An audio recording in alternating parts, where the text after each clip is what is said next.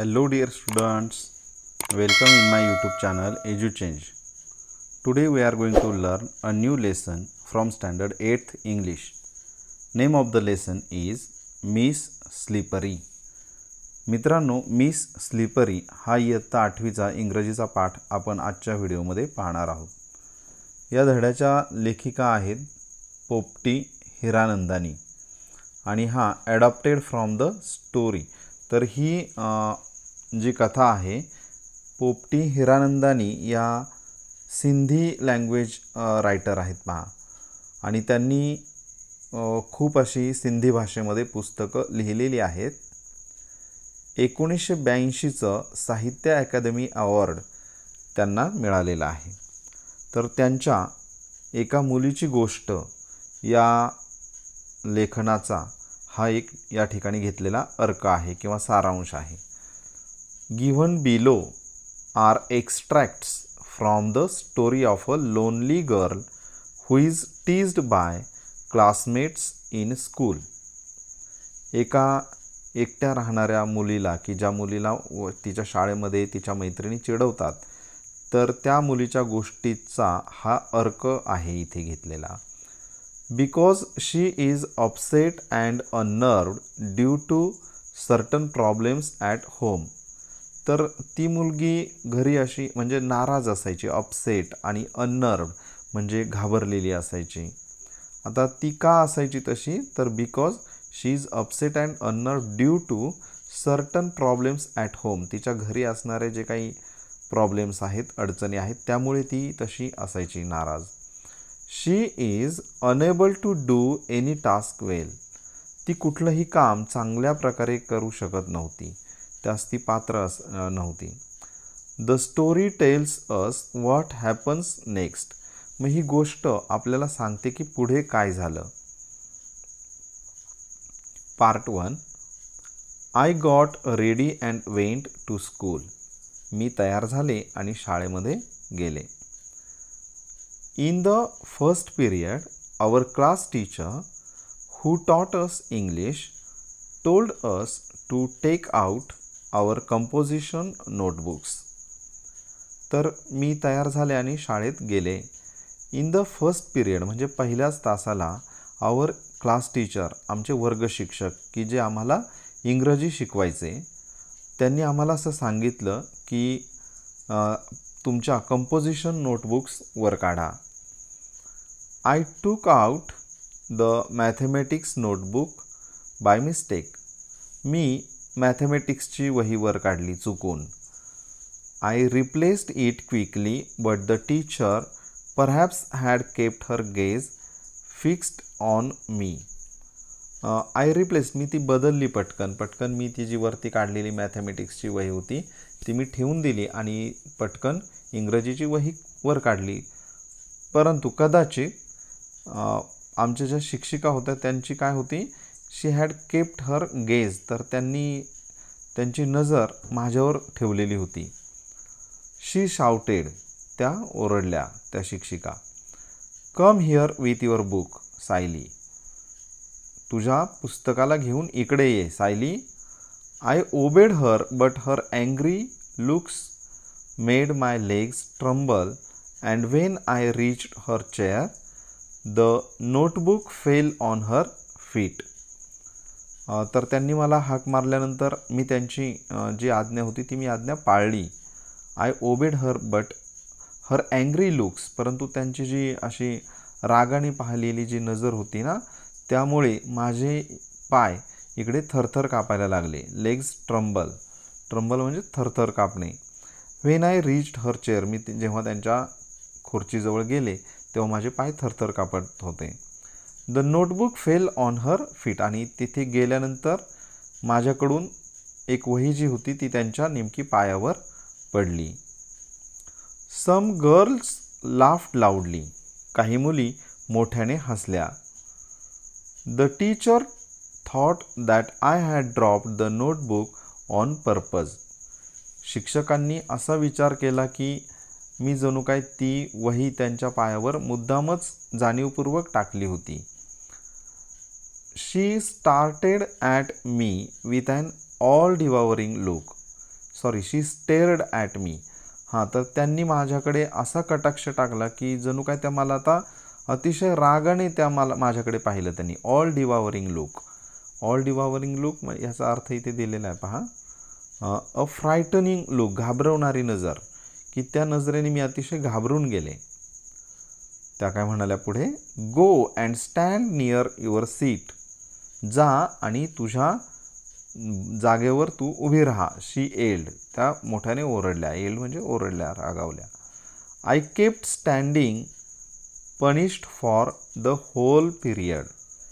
मी तिथे उभीच राहिले. I kept standing punished for the whole period. अगदी तो पूर्ण तास संपेपर्यंत मला ती शिक्षा पूर्ण करायची होती. The next was history class and my favourite subject. त्याच्यानंतरचा इतिहासाचा तास होता की जो माझ्या आवडीचा विषय होता. The teacher had asked us to memorise the causes and effects of the battle of Panipat. त्या शिक्षकांनी आम्हाला आठवायला सांगितलं होतं की कॉजेस आणि इफेक्ट्स म्हणजे तुमचे कारणं आणि परिणाम. बॅटल ऑफ पानिपत, पानिपतच्या लढाईची कारणे आणि परिणाम आम्हाला आठवायला सांगितली होती. I was well prepared. मी खूप चांगली तयारी केलेली होती. She began testing all of us one by one. त्यांनी आम्हा एकेकाची चाचणी घ्यायला सुरुवात केली, म्हणजे प्रश्न वगैरे विचारून. When my turn came I went blank. जेव्हा माझी पाळी आली उत्तर सांगण्याची त्यावेळेस मला काहीही आठवत नव्हतं. I went blank. मला काहीही आठवत नव्हतं. The teacher gave me a stern stair.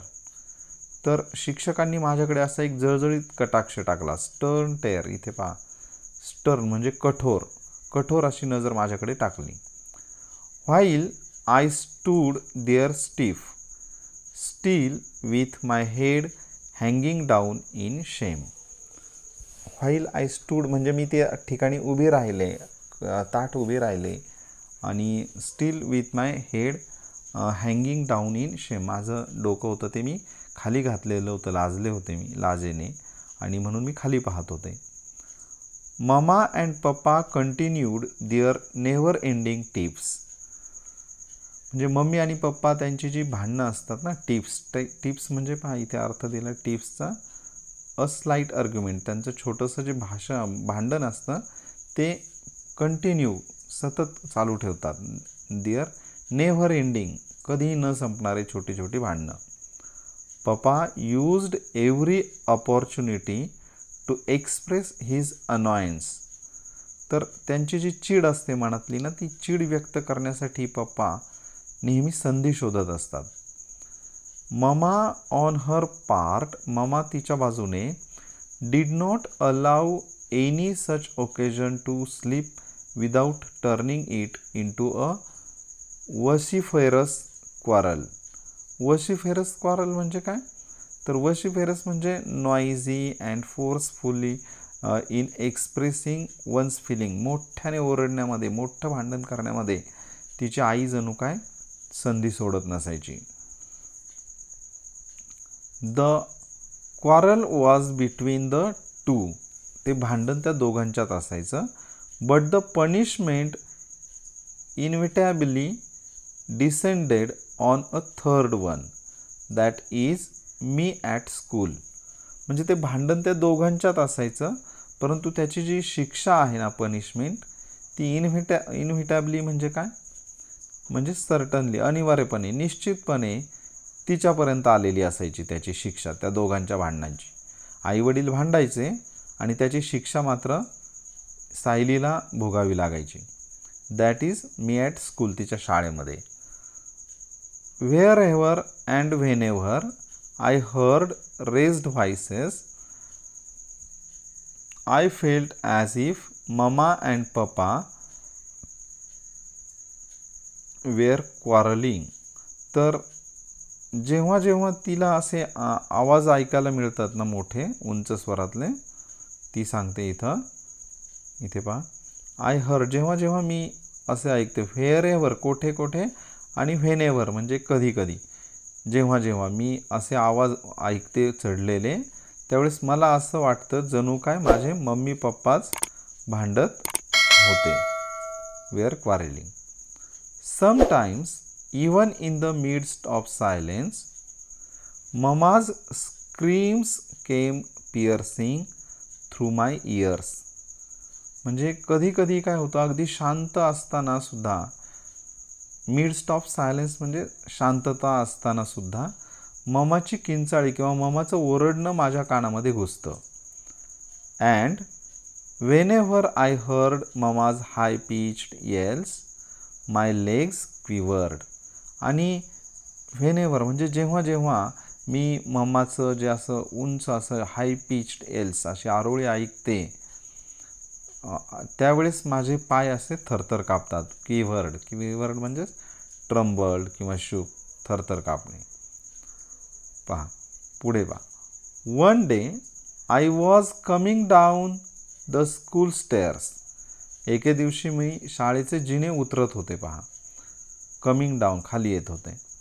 Somebody from the top gave a frantic scream. कोणीतरी वरून अतिशय जोराची किंचाळी मारली. फ्रँटिक म्हणजे फिअर, इन एक्स्ट्रीम फिअर, अतिशय घाबरवणारी अशी आरोळी कोणीतरी मारली. I fell and came tumbling down about 7 steps. I fell मी खाली पडले आणि जवळ घरंगळत आले खाली. टम्बलिंग म्हणजे खाली घरंगळत आली. 7 पायऱ्या मी घरंगळत खाली आले. My elbows and knees were badly bruised. तर माझा जो एल्बो होता, एल्बो म्हणजे कोपर, आणि माझे नीज माझे गुडघे हे अतिशय त्यांना दुखापत झाली होती. Badly bruised. My new frock was torn at the seams. माझी जी नवीन फ्रॉक होती ती जोडावर फाटली. आता हे सीम्स म्हणजे जोड, असे कापड जिथे जोड दिला जातो आणि त्याला शिवण घातली जाते त्याला सीम्स म्हटलं. When I reached home mama shouted. जेव्हा आम्ही घरी पोहोचलो तेव्हा आई ओरडली. I am sick of you. तुझ्यामुळे मी आजारी पडते बघ. When will you stop making me pay through my nose for such extravagant losses. तुझ्यामुळं मी असे आजारी पडते. I am sick of you. When will you stop making me pay through my nose. म्हणजे तुझे हे जे काही नुकसान केलेस ना याचे पैसे कुठपर्यंत मला भरायला लावणार आहेस. एक्स्ट्राव्हॅगंट म्हणजे इथे दिला अर्थ पहा. एक्स्ट्राव्हॅगंट म्हणजे व्हेरी एक्सपेन्सिव्ह, अतिशय महाग असं, आणि लॉसेस म्हणजे हे तोटा किंवा हानी किंवा नुकसान. Mother seized me by the arm. मदरने मला सीज केलं. She seized me by the arm. Gave me a good jerk and seated me on the bed. तिने मला एक असे झटका दिला, तिने दंडाला धरलं मला आणि मला असं गुड जक एक झटका दिला आणि seated me on the bed, मला बेडवर बसवलं. She fetched an antiseptic lotion and applied it to my elbow and knees. तिने काय केलं, हातावर ते घेतलं थोडक्यात अँटीसेप्टिक लोशन, तो म्हणजे जखमेला लावण्यासाठी जे क्रीम असतं ते लोशन घेतलं आणि ते लावलं माझ्या कोपराला आणि गुडघ्याला. But did not hug me. परंतु मला तिने मिठीत घेतलं नाही. Within me lingered the yearning that she would hold me and console me. Within me lingered म्हणजे मला आतल्यात असं वाटलं की, म्हणजे माझ्या मनात असं राहिलं की, इयर्निंग म्हणजे लॉंगिंग टू, इच्छा, उत्कट इच्छा, अशी इच्छा मनात राहिली की that she would hold me, ती मला धरल आणि माझं थोडंसं सांत्वन करेल किंवा माझं जे दुखत होतं ते कमी करेल. कन्सोल म्हणजे कम्फर्ट करेल मला ती. Even if she had given me just a sympathetic pat my smarting limbs would have been soothed. म्हणजे इवन इफ जणू काय शी हॅड गिवन, जणू काय तिने मला असं सिम्पॅथेटिक पॅट म्हणजे एक पाठीवर असा थोपटलं सहानुभूतीपूर्वक, sympathetic. My smarting limbs would have been soothed, आणि त्यामुळे जणू काय माझं जे काय असं दुखणारे हातपाय होते ते माझे काय झाले, असे बरे वाटले मला. सूद्ड इथे अर्थ दिला आहे. सूद म्हणजे बिकेम लेस पेनफुल, म्हणजे दुखणं कमी होणं थोडक्यात. त्यामुळे माझं दुखणं कमी झालं असं मला वाटलं. My younger brother was close by. माझा जो लहान भाऊ होता तो माझ्या जवळ होता. As mama walked away to the kitchen he came and sat beside me. जशी की ममा आतमध्ये गेली किचनमध्ये, स्वयंपाकच्या खोलीमध्ये, तो माझा भाऊ माझ्याजवळ आला आणि माझ्या बाजूला येऊन बसला. ही placed his little hand on my arm and whispered. तर तो माझ्याकडे आला, माझ्याजवळ बसला आणि त्याचा छोटा हात त्याने माझ्या हातावर ठेवला आणि माझ्या कानात कुजबुजला. Whispered. Are you in great pain. तुला म्हणजे खूप लागलंय का, तुझं खूप दुखतंय का. Are you in great pain, खूप वेदना होत आहेत का तुला. I hugged him tight and started crying again. मी त्याला अतिशय घट्ट मिठी मारली आणि नंतर रडायला सुरुवात केली. I used to walk quite cautiously yet I would often stumble. म्हणजे आय यूज्ड टू वॉक, मला अतिशय काळजीपूर्वक चालण्याची सवय आहे. क्वाईट कॉशियसली, तरीही yet I would often stumble, तरी पण मी बऱ्याच वेळा घसरते किंवा घसरून पडते. One day the class monitress announced. एके दिवशी वर्गातली जी मॉनिटर होती तिने जाहीर केलं. काय जाहीर केलं. Will call her slippery. आपण हिला स्लिपरी असं म्हणायचं. Others slip on wet ground. इतर माणसं घसरतात, परंतु कशावर ते, वेट ग्राउंड, ओली जमीन असेल तर तिथे चिखलाची जमीन असेल त्यावरती घसरतात. Sayali manages to slip even on dry land. Sayali मात्र अगदी कोरड्या जमिनीवर सुद्धा ती तिथे घसरते. That provided the other girls of the class new scope for fun. आणि असं म्हटल्यामुळं, त्या मॉनिटरने असं म्हटल्यामुळं म्हणजे बाकीच्या मुलींना आणखी चेव चढला तसं चिडवायला तिला. They teased me with the new title every day. त्या मला त्या नवीन नावाने नेहमीच चिडवायच्या प्रत्येक दिवशी. Soon a verse was composed in my honour. म्हणजे लवकरच माझ्या सन्मानासाठी एक छोटीशी कवितासुद्धा तयार करण्यात आली, म्हणजे तिला चिडवण्यासाठी. Slippery slippery slipping without muck. Ask her the simplest question. No answer is given. No answer is your luck. तर हे एक छोटंसं गाणं तयार केलं आहे, ते तसंच ध्यानात ठेवा. स्लिपरी स्लिपरी स्लीपिंग विदाऊट मक. मक म्हणजे गाळ किंवा ओला चिखल. Ask her the simplest question. तिला याविषयी विचारा. नो आन्सर इज युअर लक. ती काय उत्तर देणार नाही असं त्यामध्ये सांगितलं आहे. I lived in परपेच्युअल fear of everyone, the girls, the teachers, the young and the old. म्हणजे मी कायमच अशा त्या भीतीमध्ये राहायची. परपेच्युअल म्हणजे कॉन्स्टंट, नेहमीची जी भीती होती प्रत्येकाचीच. एव्हरीवन म्हणजे त्या मुलींची, त्यानंतर शिक्षकांची, त्यानंतर अगदी माझ्यापेक्षा लहान असणाऱ्यांची किंवा द ओल्ड किंवा मोठ्या माणसांची पण जी भीती होती ती माझ्या मनात कायम राहिली. When I was in class I dared not move out and when I was outside I was afraid of reentering the class. पहा ती मुलगी सांगते सायली की when I was in class, जेव्हा मी क्लासमध्ये असायची, I dared not move out म्हणजे मी धाडस करायची नाही वर्गाच्या बाहेर जाण्याचं.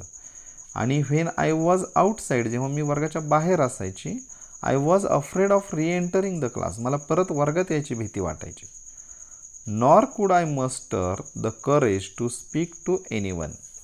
आणि एवढंच नव्हे तर कुणाबरोबर बोलण्यासाठी मी असं धैर्यसुद्धा एकवटू शकले नाही. असं या ठिकाणी त्या मुलीचं त्या वर्णन या पाठामध्ये केलेलं आहे. तर हा I hope you all have understood this explanation very well because I tried to explain each sentence of this lesson into good Marathi. मित्रांनो, पार्ट 1चं एक्सप्लेनेशन आपण या ठिकाणी पाहिलेलं आहे. राहिलेला जो पार्ट 2 आहे तो आपण दुसऱ्या व्हिडिओमध्ये शिकणार आहोत. I am very thankful to all of you for watching my video. Thank you all of you. Bye everyone.